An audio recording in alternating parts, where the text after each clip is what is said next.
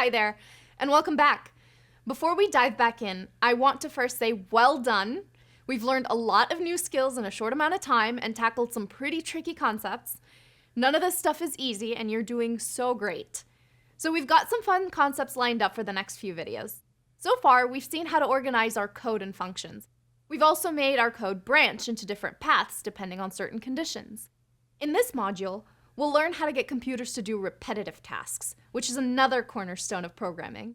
As we've called out before, computers are great at repeating the same task over and over. They never get bored or make a mistake. You could ask a computer to do the same calculation 1,000 times and the first result would be just as accurate as the last, which isn't something we can say about us humans. Have you ever tried to do something 1,000 times in a row? It'd be enough to drive you loopy. Which is why, in this course, we're going to learn how to leave the loops up to the computer.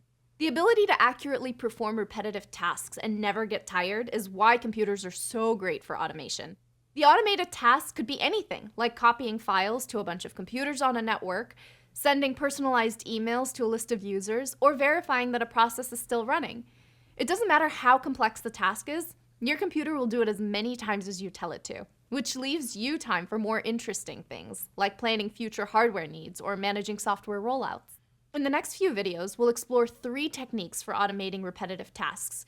These are while loops, for loops, and recursion.